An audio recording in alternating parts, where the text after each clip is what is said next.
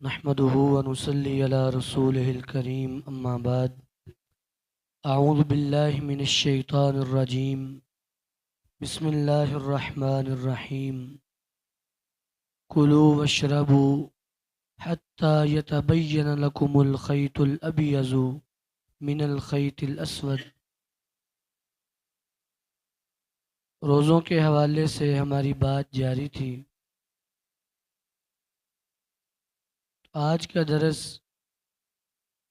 ایک سوال کے جواب میں ہے۔ کسی بھائی نے یہ سوال کیا کہ اگر کسی کو نیند زیادہ آتی ہو یا اپنی نیند پہ کنٹرول نہ ہو تو کیا وہ ایسا کر سکتا ہے کہ افطاری کے وقت کھانا نہ کھائے اور چیزوں سے افطاری کر لے، اور جب نماز تراویح پڑھ کے گھر جائے تو اچھے طریقے سے کھانا کھا لے اور پھر صبح سویا رہے اور ایسے ہی روزہ رکھ لے؟ اس سوال کے جواب میں سحری کے حوالے سے بات ہے۔ پہلی حدیث صحیح بخاری کی روایت، وعن انس بن مالک رضی اللہ تعالی عنہ قال قال رسول اللہ صلی اللہ علیہ وسلم تسحروا فإن فی السحور برکہ۔ نبی مکرم صلی اللہ علیہ وسلم نے حکم دیتے ہوئے فرمایا کہ لوگوں سحری کرو، سحری میں اللہ نے برکت رکھی ہے۔ یا آپ نے حکمن بات کہی، تو ویسے بھی سحری سحر سے ہے، تو تراویح کے بعد تو سحری کا وقت ہی نہیں ہوتا، تو سحری کا کھانا یہ برکت والا کھانا ہے۔ صحیح بخاری کی حدیث، حضرت حذیفہ بن یمان بیان فرماتے ہیں رضی اللہ تعالی عنہ کہ ایک دن فجر کی نماز سے وقت سے پہلے میں نبی علیہ السلام کے گھر کے پاس سے گزرا، تو اچانک نبی علیہ السلام نے اپنے حجرے کا پردہ اٹھایا اور مجھے دیکھا، تو فرمایا ہلما الی الغداء المبارک، آؤ بابرکت کھانے کی طرف، برکت والا کھانا ہمارے ساتھ بیٹھ کے کھاؤ۔ فرماتے ہیں کہ نبی علیہ السلام سحری کر رہے تھے، گویا کہ آپ نے اس کھانے کو برکت والا کہا اور پھر سحری کھانے کا حکم بھی دیا۔ اور سحری کا جو وقت ہے اس حوالے سے بھی ایک حدیث صحیح بخاری کی، حضرت انس بن مالک بیان فرماتے ہیں رضی اللہ تعالیٰ عنہ، نبی علیہ السلام کے خادم تھے۔ فرماتے ہیں ایک دن نبی علیہ السلام نے فرمایا کہ ادعو لنا من یتسحر معنا، میں کہ انس ایسا کرو، جاؤ کسی بندے کو بلا کے لاؤ جو میرے ساتھ بیٹھ کے سحری کرے۔ کسی نہ کسی کو آپ ساتھ بٹھا لیا کرتے تھے۔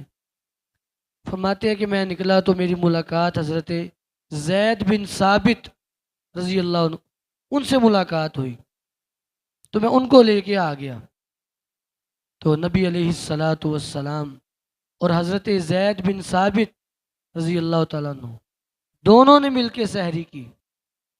فرماتے ہیں بعد میں سحری کے بعد میں نے ان سے سوال کیا، حضرت زید بن ثابت سے رضی اللہ عنہ، کہ جب آپ سحری سے فارغ ہوئے تھے تو اس کے کتنی دیر بعد اذان ہوئی تھی؟ مطلب آپ نے کس وقت سحری کی؟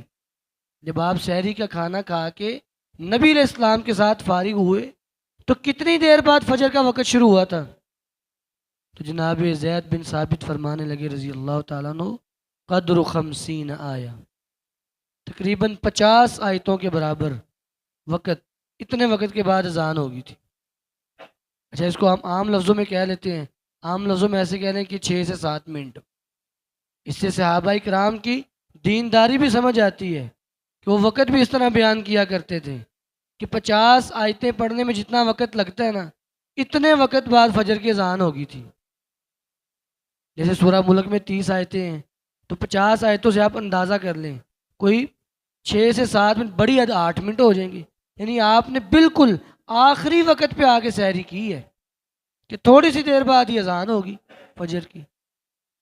آخری حدیث حضرت علقمہ تابی عظیم تابعین میں سے ہیں، فرماتے ہیں کہ میں مدینہ میں آیا تو امی جان اماں جی عائشہ صدیقہ رضی اللہ عنہ کے پاس گیا، ان سے ایک سوال کیا۔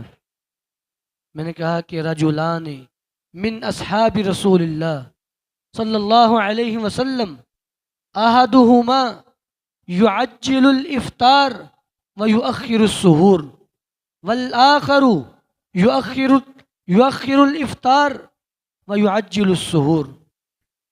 فرماتے ہیں میں نے کہا کہ اماں جی نبی علیہ السلام کے صحابہ میں سے دو آدمی ہیں، نام نہیں لیا میں نے، ایسے مسئلہ پوچھا کہ نبی علیہ السلام کے صحابہ میں سے دو بندے ہیں، ان میں سے ایک جو ہے نا وہ افطاری جلدی کرتا ہے اور سحری کو آخری وقت پہ لے جاتا ہے، اور دوسرا بندہ جو ہے وہ افطاری کو لیٹ کرتا ہے اور سحری جلدی سے کر لیتا ہے۔